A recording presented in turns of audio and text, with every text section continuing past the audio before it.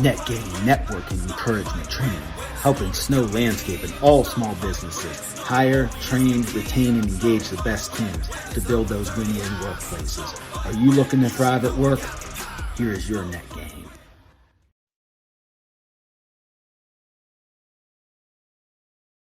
Training. I'm your host, Evan Tashwire from Jack of All People Trades. We exist to help Snow Landscape and all small businesses hire, train, retain, and engage the best team so you can build those win-win workplaces. I'm excited to have this episode today talking about the value of a safety culture at work here. We have Bobby Lanyon from AIG. So I'm going to let Bobby introduce himself, and then I'll jump in with it. An encouragement. So Bobby, if you want to kind of introduce yourself, give a little bit of overview of what AIG is, what you do, floor is yours. Yeah, thanks, Evan. It's great to be with you. My name is Bobby Lanyon.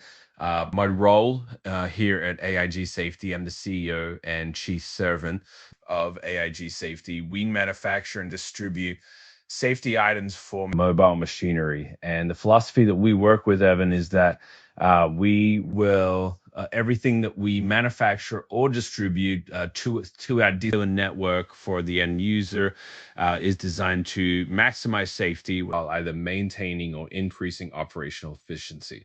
So in a nutshell, basically what you'll see our products do is not add to the list of to-dos for the operator to remember to do, but help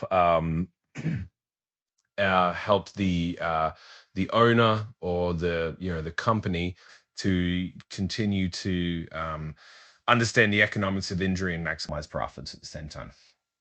Absolutely. So yeah, thank you for that overview. And that leads right into my encouragement. So the E in net gain, as the acronym is for encouragement. And, my encouragement was, talking about a culture of safety as well. We'll talk tactical, physical safety today, is really think about safety of all types. So obviously physical safety, especially in blue collar work, but in all work is definitely important. We want to come home at the end of the day. We don't want to have injuries or anything life changing happening negatively because of work. We want to take care of ourselves and our teams, but that also extends to psychological safety. So how we treat each other, how we let people feel safe to share ideas, how people even feel coming to work. We ideally want people to feel good on Monday morning when it's going back to work. Like, yeah, it's a good week. I get to see my teammates. We're going to work on this, as opposed to, a culture of fear where people are, not wanting to come to work or cover up mistakes because they don't want to get yelled at or not negatively reprimanded in a cruel way in front of people. And also, cyber safety. I encourage you to think about that, building a better workforce. We'll talk about all that today, but, think about safety holistically. And I encourage you to just kind of do a little bit of audit on your culture. So with that, talking about culture of safety, Bobby, why should companies really build a culture of safety? And what are maybe some practical tips for them to think about? Yeah, when you've got a company that has significant fleet numbers of vehicles and machinery in their fleet, the scale when it comes to economics of injury really comes into play. And what I mean by that is sometimes the barrier to entry for implementing safety items, safety solutions, it's even a safety system, maybe even like a reporting system, is because on the back end, a lot of these large fleet owners and operators, they know that they look at the price sheet and that big bold number at the bottom of the estimate or the invoice, and they say, we can't do this system because it's too expensive, right? The amount that's going to hit our cash flow, that's going to hit our P&L, that's going to make payroll difficult. I mean, whatever it is, let's say if someone's running, 10 machines, let's say it's $1,000. Let's say if they're running 100 to 200 machines, then they're, that might be talking $100,000 or $200,000. So, they look at that number as a whole, and when it's attached to safety, just the natural psychological impetus typical of a typical business owner is that, no, that's too much money. We can't do that. What we try to do is we help the owner of that company understand the economics of the injury. So we look at the economics of a twisted knee, a broken ankle.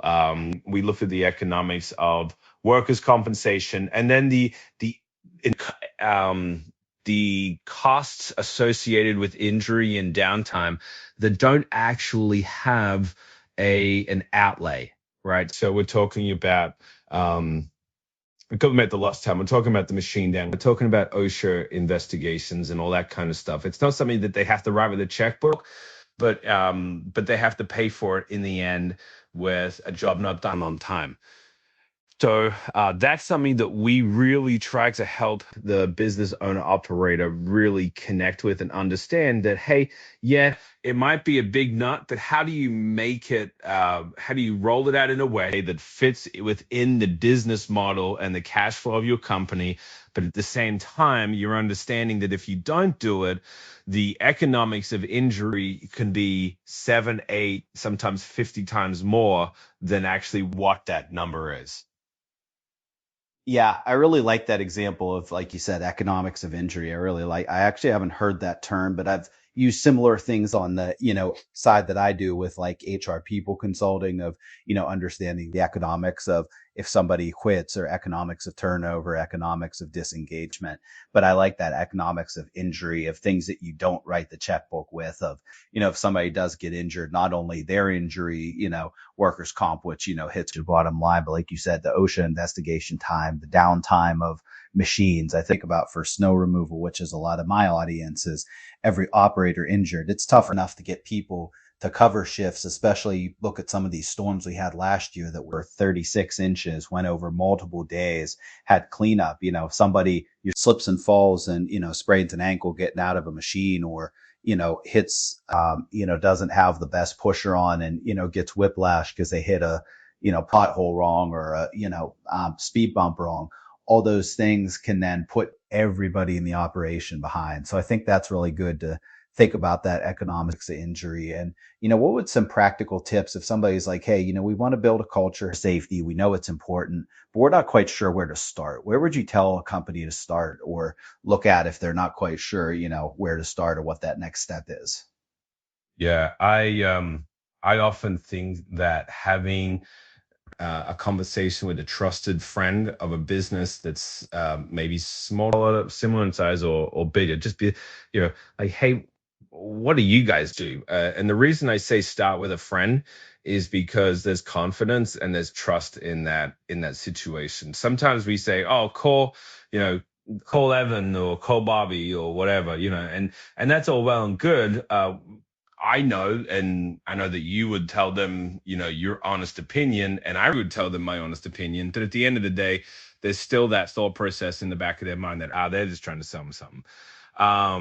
But so I would just start with a friend. Just, everybody knows, especially in this snow removal and snow management world, it's a very close community. And so, I mean, just look at the Snow Alliance event that was at Strokes Plows that happens in April of every year. I mean, um, there are dozens and dozens of owner operators, and um, there's everything from residential to commercial to, the warehouse only guys. So I would, yeah, definitely say to start with a friend and ask them their advice, because you can trust them. And the friend that you asked is probably going to understand your situation anyway.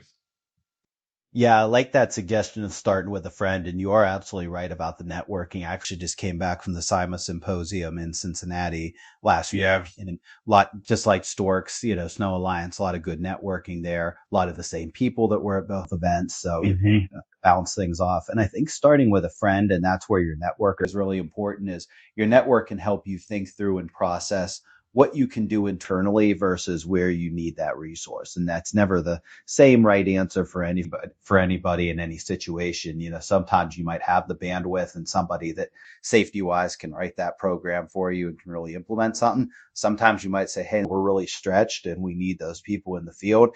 It would be better to consult with, someone like Bobby, or somebody, who's an expert in that field, to actually do this for us, or to get that equipment that we need. So I think that's a really good suggestion of starting, what would you say to the people that maybe, I'd like to think most people don't intentionally do it, but just in the busyness of the day, people take the safety shortcuts, whether it's skipping the check in the morning, maybe not securing something, before checking it. What would you kind of caution there? And what have you seen kind of as a negative to taking safety shortcuts?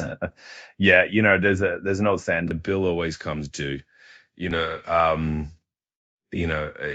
so I grew up around a farm back in Australia, and I mean, it was always just throw it on the back, or hook it up with a rope and pull it. I've got a messed up hand because just doing stuff on a farm that you would never, and mind you, this was 20, 30 years ago. So, so times have changed. But I would say, what, you pay now or you pay later. I mean, let's just talk about, loading salt or loading a salt spreader or anything like that. Whether you're putting it on with a forklift or you're hoisting it on with, a loader and chains and that kind of stuff. What does it take to have a spotter there? 5 minutes? Just simple things like that, just to make sure it's on properly. Because let's just take that example. You're putting a spreader on the back of a, maybe it's an F-250, 350, or larger commercial vehicle, but you're using the loader as the hoist mechanism. So you got the chains that are lifting it up, and you've got, let's say you're rigging it perfectly on 4 corners up to a single point, and you've got it and that kind of stuff, and you're confident, but you've still got to get on and off that machine to make sure you're in the right spot. You know what I mean? And if you're using a loader, that's 4 to 6 feet above the ground, and you're rushing, you're trying to get it on and off and that kind of stuff. But a spotter, man, he can make your life super easy. And it might take 5 minutes of that guy that is doing another job to come and spot, just to make sure it sits on it properly. It's more likely to reduce not just injury to the individual, but it's more likely to reduce some kind of hit with equipment. So you're taking care of equipment better. So sometimes we're not talking about slowing it down ridiculously. We're just saying, hey, this is only a couple of minutes. We can do this. Yeah, I like that. It's only a couple minutes, so having that extra hand on there. And, I like what you said about the bill comes due, because in that case, if you're loading, a salt spreader on, if let's say it's not square for whatever reason and it does tip over, those things aren't cheap, and I mean, you get one of those. Would it have been worth, if you really calculate out and take the payroll time of that spotter who was going to take 5 minutes, if not less, to say, yep, you're on your square, lift it up a little bit. Yep, it's stable. That's a literally, 5-figure, potentially with some equipment, 6-figure mistake, Exactly. do that correctly. Yeah. And think about it like this, there's a thought process that says, well, we've always done it this way. We've always done it this way. And I live in industries like mining, coal mining, especially, in certain regions of America where it's always been done this way. And yeah, that's okay. But that one time, and this, I say this without being flippant, the one time that it doesn't happen the way you've always done it and there is injury, I typically get a phone call because it's a fatality. Do you know what I mean? I mean, I get phone calls after people have died. And that's what I tell people. Like, there's a seriousness element to this that, while it's highly unlikely someone would die. Well, it's possible. And when you take that mindset that it's a serious conversation, and we are making sure that mums and dads go home safe, then we will think about it intentionally, and understand the things that we don't know. And let me just say this, Evan, real quick. I am 1,000% sure that there is not one person in your listening audience that is okay with people getting injured or dying. I totally believe that. but actions speak louder than words. And the question is, how do you find a partner that will help you maximize your safety, to maximize your productivity? Because you're in business to be in business, to make money and to make profits. So find a partner that can actually help you do that while making sure that moms, dads, your sons, daughters get to go home to their families. Absolutely. I think that's great advice. And I do agree. No, in this industry that I serve, specifically snow and landscape, and even any other small business, usually work with companies that have very good hearts for people and, want to help them do their best. So I think what you said there is kind of, I wrote down in my notes, people over job. And what I meant by that was specifically think about, we're people made in the image of God. We have value. We have, worth. And because of that, we have dignity, so I think because of that, we want to make sure. And like you said, I don't think anybody intentionally degrades people, but I think one thing from this is kind of my people psychological side coming through. There's, what psychology calls, as far as I can't remember the exact term, but basically dehumanization. So it's kind of, when you think of it in this way, when you're watching sports, I know I'm a big professional football fan. I love the Pittsburgh Steelers. I can't stand the New England Patriots. So especially when we play, no offense if you do like the Patriots, but we used to play Tom Brady. It's like, get it and rip him apart, and I was looking, but I realized it's like, you're making Tom Brady out to be a caricature of the rival quarterback. When I'm saying like, yeah, crush him, I'm not literally thinking crush the human, like I want him to like get maimed or get injured or his life be altered. I'm looking at him through the lens of, the rival, the villain, you know what I mean? But I think sometimes if we're not careful, we can do that where we dehumanize, not in an intentional way, but the road rage is a great example. It's like, somebody pulls out in front of you, you hit the horn. Who the heck are you? What was that for? No consideration. And you're just looking at that as a villain, when here's the thing, while what they did was wrong and not cool, at the same time, it's like, they are still a person worthy of dignity. And because of that, if you slow down for a second, as opposed to thinking like, well, I'm going to speed up and, give them the finger and show them how I really feel about it. I think the same thing on a job site is, again, not that necessarily anger, but just that rushing of like, oh, these people are in my way, I'm trying to get things done. It's like, yeah, it is frustrating. Example I always shared when I was training snow operators was, I said, you have to be eyes for not just yourself, but everybody. And I used an example. This was literally right during a season. I went to Sam's Club one night and I'm pulling out and I see these two people walking like with their phones toward me. And I'm like, I slowed down, eventually stopped. I'm like, I'm just going to sit here and see how long it takes before. And I'm not kidding you, Bobby. They almost walked into my car. And I was dead stop. Like I was fully aware they were there, but I said, I'm like, guys, if that was me in a car and they weren't paying attention, they're probably not paying attention for you in a loader either. So you do have to be eyes. And, it's easy to say, oh, dumb kids on their phone, but you know what? They still are people. Yes. Did they make a mistake in that moment? Sure. But, does their mistake deserve getting run over by a loader? Absolutely not. Like you said, we don't want anybody to be injured or die. So I think that's really important. And I like what you said too about when to come back to, the bill always comes due. Is, we only get one body. If you have something, I was talking to a vendor at SIMA who makes like, kind of props and braces for dump trucks for when you inspect under there and, or doing work on like, needing to lift the trailer up, as opposed to just, putting it on like one rod that, may or may not hold it. And, making sure you have that support. And he's telling stories of like, times people go under for a couple minutes and, die or lose arms because, a trailer's not secured up properly. Thinking about that, like you only get, two arms, you only get one life, one body. So, knowing that bill could come due, I think it's, and I'm not trying to say it to scare people, but I think just to give that sobering reality that, we do have to protect what we have. And even on the lighter side, like, make sure we do things like stretch, make sure we do things like hydrate when we hit a job site. So anything else you'd say to that to kind of make sure we take care and don't have to pay the bill later, so to speak? Yes, I think of the psychology. Let's just dive a little deeper into that, because I know that you love having those conversations, Evan, is about the psychology behind it.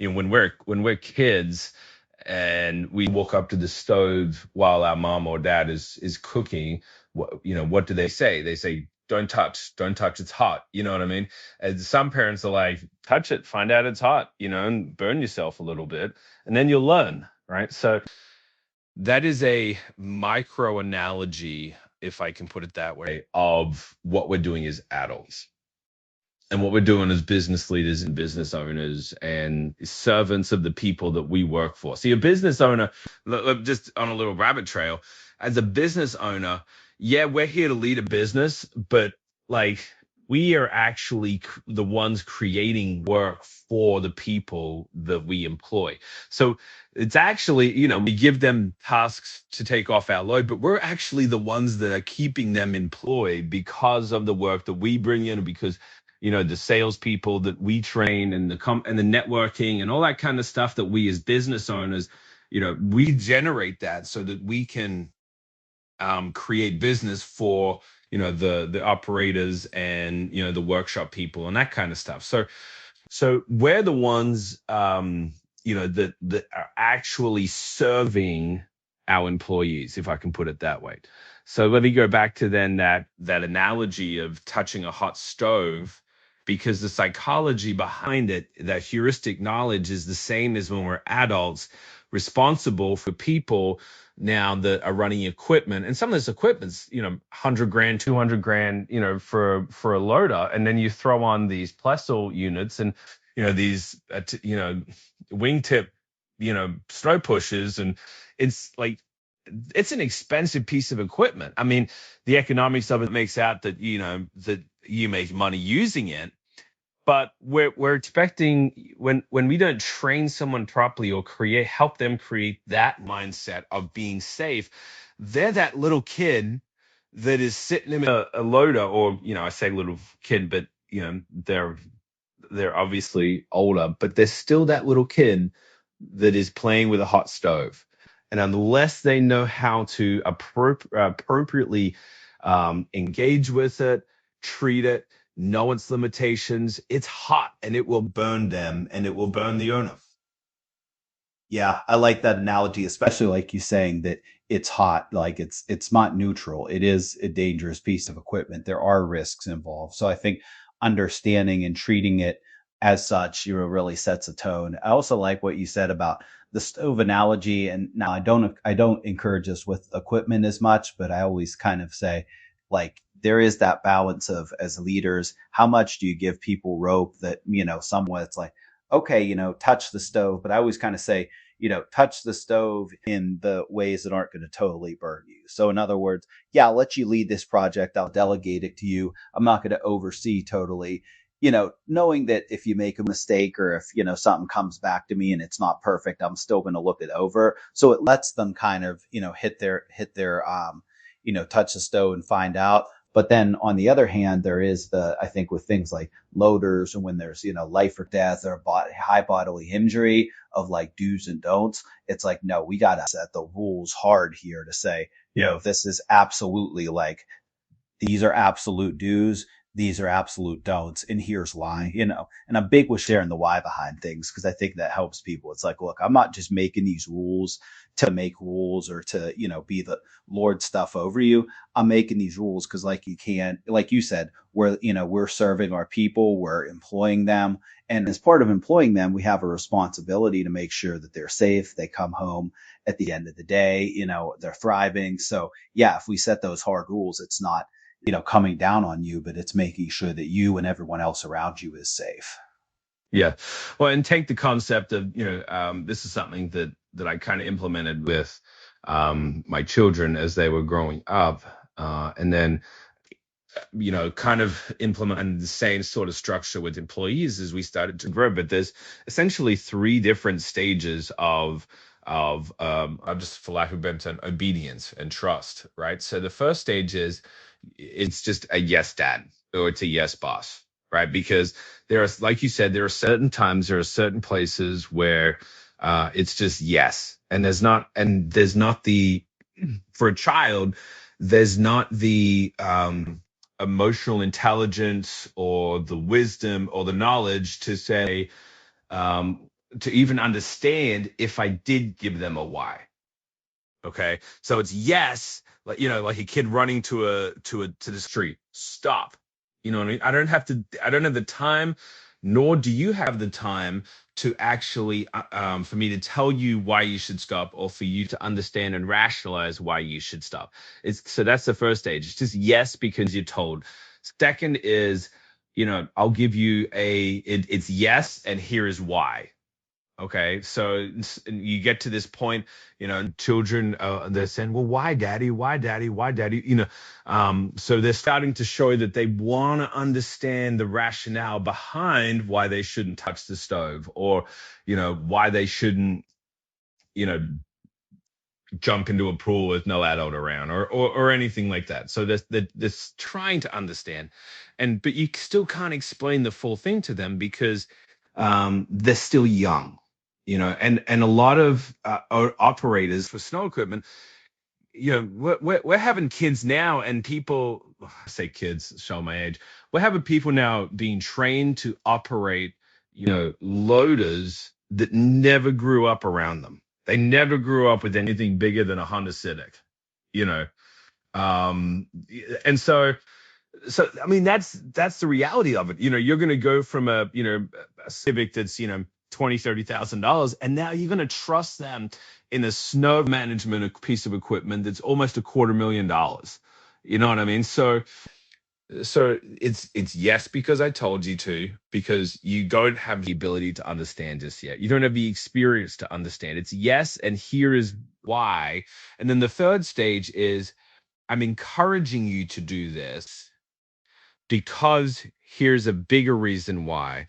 And I believe that I can trust you with making a decision based on the reason why. So it's like that discipleship model. Watch me do it. We do it together, and then I watch you do it. You know what I mean? And so um, that's not just a kid mentality or a high school youth group discipleship model.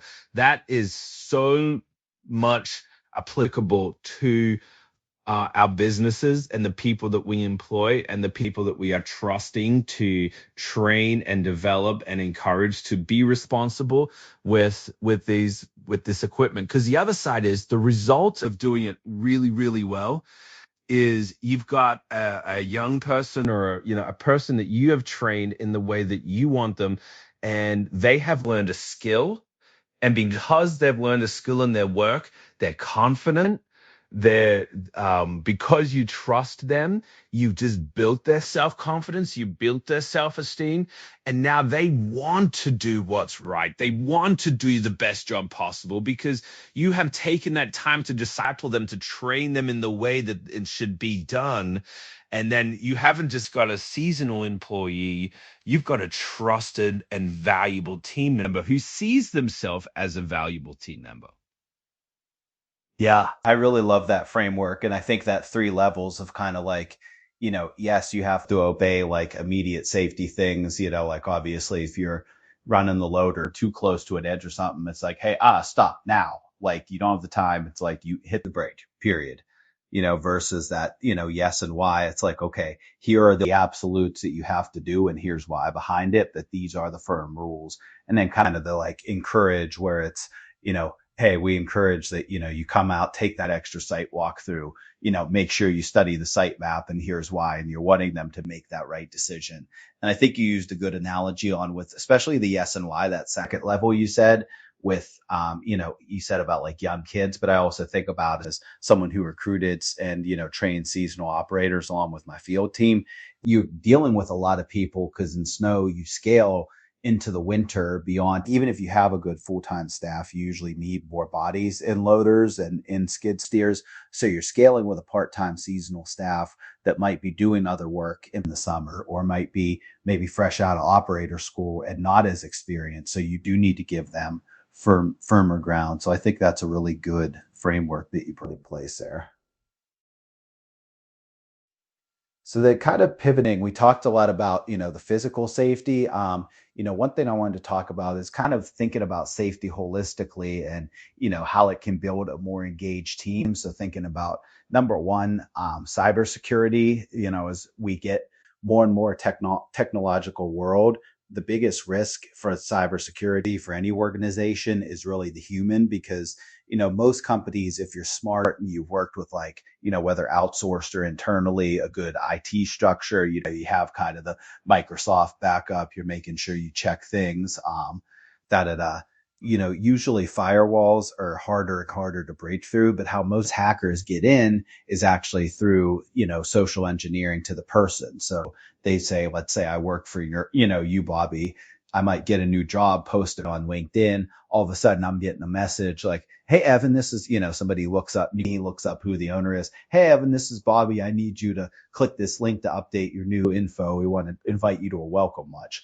I've just clicked that. Now, all of a sudden, I've opened up a back door into the organization for hackers. So I think a couple things I'd share there, just for people who aren't as familiar with that, is number one, if you ever get that kind of request from a boss at work, reach out to that person, directly. And leaders, make sure with new employees, you give your contact info, or you give info for someone in leadership to contact, so that they feel comfortable. Like, even if it's not you, if I reach out, if it's like, hey, Melissa, I got a request from Bobby, like, was this legitimate? And I can take a screenshot, and she could be like, no, he would never contact you to do this, and, also report things as spam if you have that set up with your organization. But yeah, definitely to anything that is like, wants you to click on something, if they use language of like immediate action, or if they use, anything like authority to try to get you to do something, probably is leaning on the side of scamming. And I always say check with the person first. But anything, I don't know, I know your experience is more on the physical side, but anything you'd add to that for like the cyber safety side that you've experienced? Evan, it's the same logic that we talked about in that analogy of loading a salt spreader onto a truck, right? It takes 5 minutes just to have someone, chef, just someone help you navigate it. You know what I mean? It takes 5 minutes to pick up the phone, or to screenshot it, send it to the person who apparently sent it to you. Did you say, is this? And I've done this with people who, other businesses that I interact with, and I got an email from them saying, this is so and so, here's a purchase order, or here's the the asset list, or whatever it is, and then I'll just be like, well, this doesn't look right. It's totally inconsistent with conversations that we've had in the past, and even recently. So there's no reason why they would be sending it to me. So I just, and usually it is a scam, or spam, and I just, hey, just so you know, this is in your system now. And then, but it just goes back to just slow down a little bit. Just slow down a little bit. Don't come back to that whole social media thing and the social grooming or interaction of the employees. I tell my people, you don't need our work email or your work email or anything to do with work on your personal phone. Like, you just don't. And now that may be just, they've got my phone numbers and maybe my emails in their contact, but they don't need their work email on their phone. Yes, I have super incredible employees that I get to serve and work with, but at the same time, their life is not identified by the work that we do together. Okay, so their identity, like you said before, created in the image of God, valuable because they're created. Yes, God created work for a really good reason, to be productive and to work with our hands and that kind of stuff, and to work hard at the same time. But their identity is as a person created by God.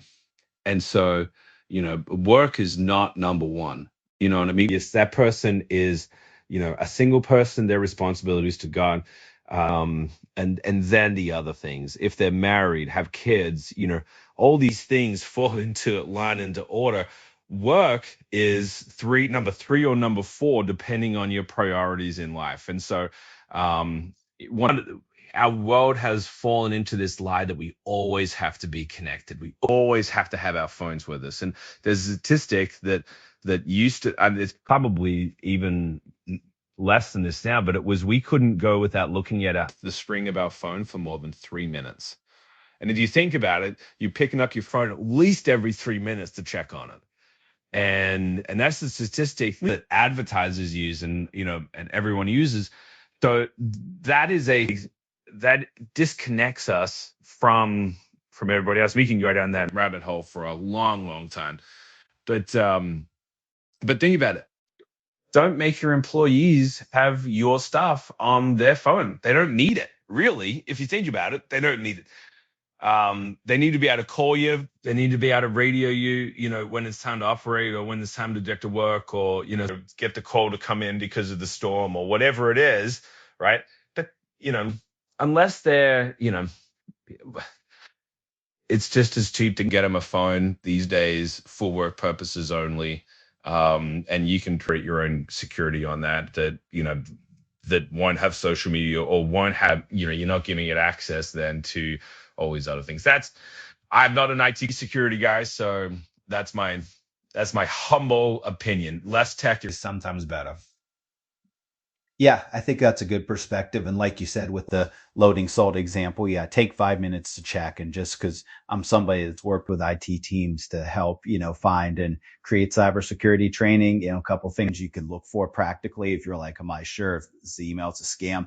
Kind of like you said, does it fit the flow of interaction that you've had with people? Number two, you can always double check by actually going to that person, whether it's pinging them on Teams or whatever your chat is. It's calling their work phone or cell phone. It's stopping by their office and saying, hey, Bobby, did you actually send this to me? Number three, look for things like misspelled email addresses.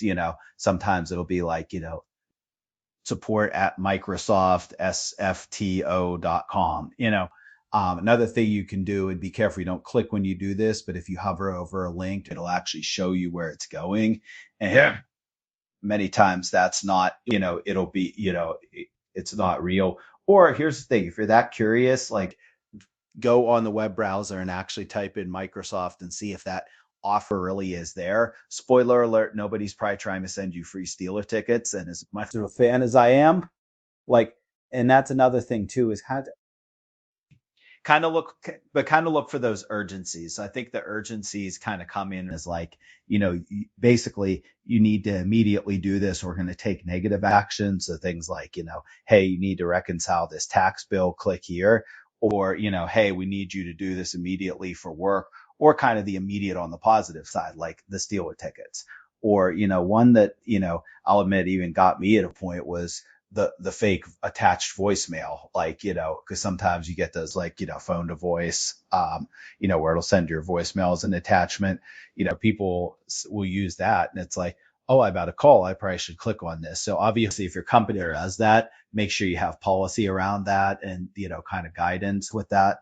So I don't want to make people scared, but like I said, just kind of giving people, since we're talking safety, those little things they can do to prepare, because, it's much easier to prevent a breach than to go back and clean up. And then you've compromised, you don't know how many records at that point. Yeah, absolutely. Now, here's a question for you, because you know this industry better than I do. I'm assuming that occasionally, maybe it's regular, maybe it's not, but there's these like toolbox talks, safety talks that happen with landscapers, like you said, morning stretching and stuff like that.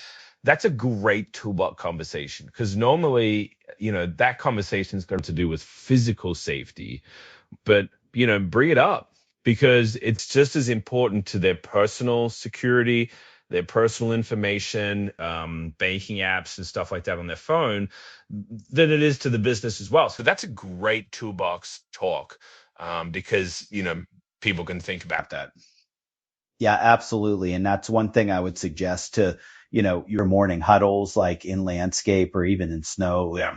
pre-storm and stuff, if you're doing, different like weekly check-in meetings or whatever, wherever you do them, wherever you're regularly having touch points, if it's in an office, if it's in that pre-shift huddle, bring up those tips, not like you said, physical safety, definitely, job tips, definitely, but, personal wellness stuff, cybersecurity. Another two things I'll throw out there before I kind of end with psychological safety from a cybersecurity side too. And this is just in everyday practice is, make sure you use different passwords on different sites, and you can get a password manager on your phone that you can lock. Usually I say lock that with a complex password that only you know. Like I definitely don't write passwords down, obviously, but that will allow you to secure those.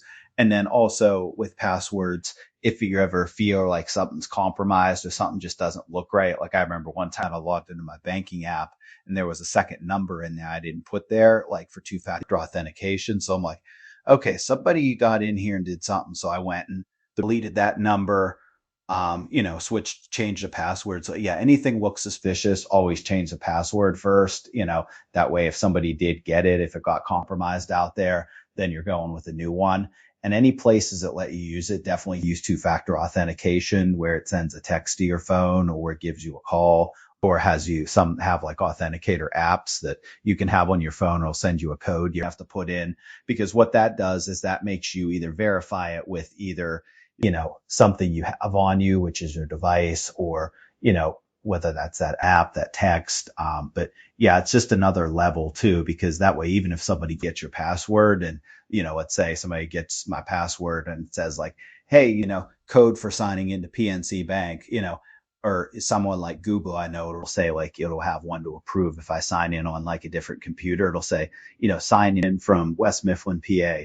And I can say, yeah, that's me or not. So if somebody's like trying to sign in from, Patriots facility. Nope, not me. Nice try. Yeah. Yep. Absolutely. Great thoughts.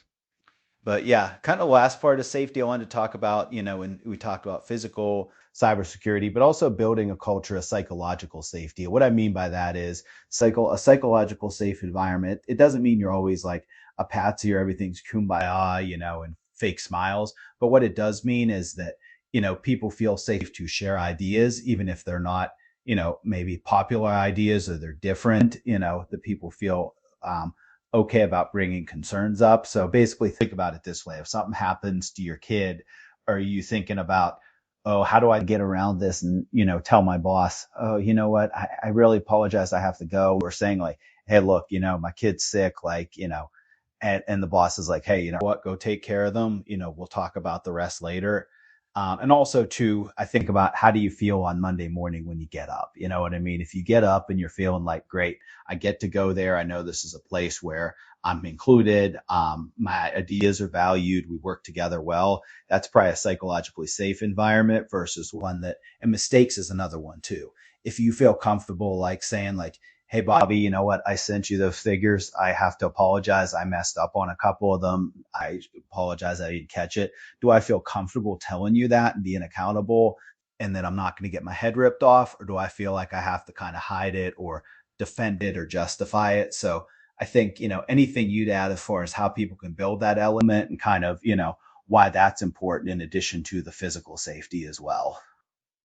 Yeah. So, the only thing that I could really think to add to that, and by the way, I'm glad that you shared these thoughts with these questions with me before we actually recorded this, because it's been really, really helpful. The only thing I could really add to that is if there's two options for training, right? There's training to give knowledge, and there's training to develop the individual.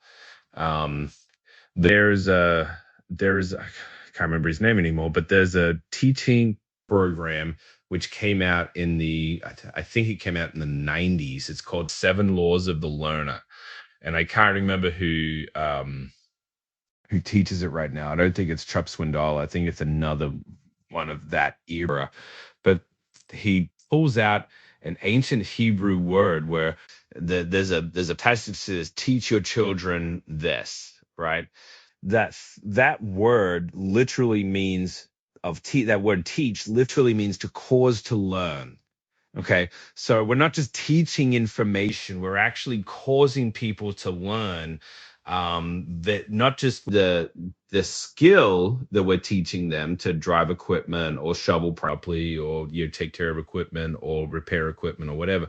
We're actually causing them to learn and to internalize how they're to go about doing it, right? So, when it comes to a psychological safety and creating that mindset within your organization, and organization comes from the word organism, which means a living, breathing entity.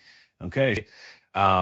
We actually want people to think the way that you want them to think. So you don't just give them the information to sign a site specific or a vehicle specific training or anything. You want them to understand, like right over your shoulder, the why. And when you give them the why, when you give them the trust, when you give them the respect, when you give them and I'll just put this out there, when you give them the pay that they deserve as a human, that is what, 'cause let's be honest, not everyone's doing that. There is an element there that says to the people, and I say this to my employees: hey guys, listen, I would love to pay you more, but I believe that what I'm giving you is a good wage, and that goes through negotiation. Sometimes we talk about it, sometimes we don't. But I can give you other things, right? Like I can give you extra vacation. You know what I mean? It's throughout the course of the year. All my employees get 3 weeks vacation, paid vacation a year. All my full-time employees. That's almost triple the national average for first-year employees in America. Why? Because I expect my people to work hard. I expect them to go above and beyond. But I also expect them that when the time comes that they're choosing to rest, they get to rest. And they get to rejuvenate themselves. And so it's understanding that, hey, the people you employ are just like you. They want to work hard. You know what I mean? They want that trust. They want that personal development, but they also want time to go to the beach and not have to worry about, well, do I leave late Thursday night, drive 4 hours, so I'm, work all day. I'm super tired by the time I get there. Then I have to turn around and fight the Sunday traffic coming home from the beach. Yeah. Give them an extra day. You know what I mean? It's at the end of the day, you are going to develop someone that creates with loyalty and the trust, and they're not going to pick. Now, again, there's always an exception to the rule. I understand that. Most of these people aren't going to pick to go on vacation if they know that there's a storm coming, or they know that it's peak mulch season, or, like most of the people that you want to keep on board, they're going to have that thought process. Or if you're a supervisor or you as the boss actually says to them, hey, you know what I mean, please don't take vacation at this time, right? But giving you this, like I told there's 2 people who work for me, they are not allowed to take vacation at the same time. They just can't, because we need one of them in the warehouse, in the assembly at all times. So, but apart from that, it's like, guys, I know that you love what you do, and I want you to be rest, because also a rested person has a better frame of mind as well. Yeah, absolutely. I like that. I think the point you added about rest is really good because, yeah, if we're frazzled or at the end of our rope, or burning the candle at both ends, so to speak, you're not going to be as psychologically safe, because naturally you're not going to be as rested, so you're not going to be as patient, emotionally intelligent. I mean, even I've done, because I've wrote safety manuals training manuals on things like, safety and snow operations. And I remember coming across that. I think it was being awake 24 hours straight. Don't quote me on the exact number, but is basically equivalent to like a 0.08 or a 0.1 blood alcohol content as far as how the brain's affected. So if you think about that, if you're working all through the night, you come in the next day because it's like, just got to be productive, you're literally coming to work drunk. And obviously nobody would advocate for that. But, it's like, why do we allow for that to happen? So that rest and that rejuvenation really is important because it helps us build that psychological safety. And also even too, knowing that, hey, you know what? While what we do is very important, safety is very important, making sure the company's going and that we have, revenue to come in and profit to sustain what we're doing and sustain the team is important. It's also not, life or death to the point of, needing to frazzle, and burn the whole rope at the end. So And that's a unique thing that needs to happen with a thought process for snow operators. Because most other mine operators, warehouse, assembly, manufacturing, that kind of stuff, they're not doing these 20 plus hours, 30 hours straight, work shifts. They're just not. But snow operations is unique in that respect, and that's a unique challenge that I think only these owner operators and the supervisors of the company, depending on the location and how much snow it is and the storm and that kind of stuff. That's a unique thing that they have to navigate. And I'm glad that I don't have to navigate that one. yeah, one hack that one of the operations managers I used to work with does that I think is really good. He calls it the 5-10 rotation. So basically, if you have two machines, you put one operator A in machine A, run them for a 5-hour shift. Operator B goes in the second machine for a 10-hour shift. Then you bring in operator C to replace operator A at 5 hours. He runs for 10 hours. And then basically they're staggered like this. So you're staggering 3 people in 2 machines with 5-hour breaks. You can do something like, say, if you know it's going to be a longer storm, rent like a block of hotel rooms. And if you have a facility, where you can set up, cots or air mattresses or whatever that's local, they can go to and they can lay down, on at least get 4 hours of sleep, which is not perfect long term. But when you're working that kind of crisis event that's multiple days, at least you're getting that rest. You get up rejuvenated, work your 10 hours. It's like by the end, your tank's kind of winding down. But that's much healthier than just gassing it for the whole, 24 plus. Yeah, that's a great idea. That's a great idea. Yeah, shout out to John Macharko on that. I want to make sure I give credit where credit due. So, Bobby, as we close here, anything you'd want to say about AIG, anything where people can find you? Yeah, so AIGsafety.com, that's typically where all our products are listed. BobbyLanyon.com, that's my personal site for speaking, training, and that kind of stuff. Really, guys, it all comes down to just sometimes we don't know what we don't know. And that's why I said start with friends. Iron sharpens iron. I love the Storks event, the Snow Alliance, for that very reason. One of my favorite things about Gene Stork is that there's no ego in that event that he develops. I mean, he brings in competitors to show equipment, and he's all about just raising the value and the awareness of the snow management industry. And I love it for that reason. I've snowplow operated for a little while. And that's why we developed the snowplow guideline to basically just clamp on the mirrors to project a light down the side of the snowplow, whether that's the opposite side to your previous equipment or both sides. It's just to give that situational awareness of your plowers to stop hitting things.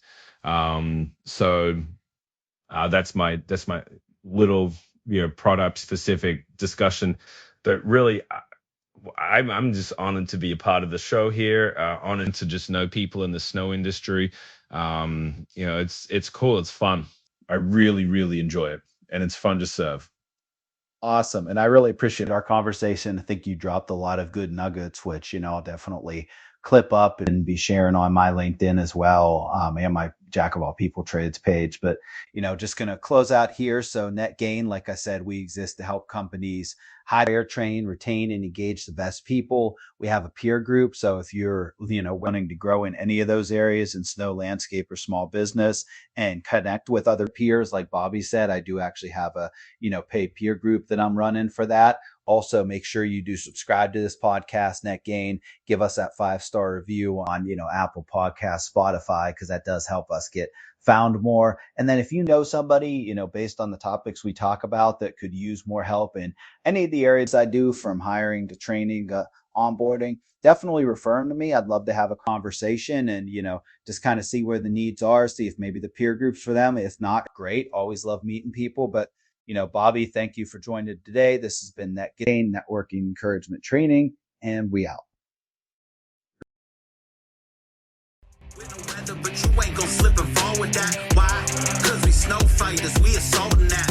Get it, salting that. King me, this salting rap. Clown brokers, end of the road. This a cul-de-sac. Blackout with white glove service. That's the coldest facts. Sparks flying from the start. It's a Goldberg match. Wild with the snow clouds running. We be on a mission. How we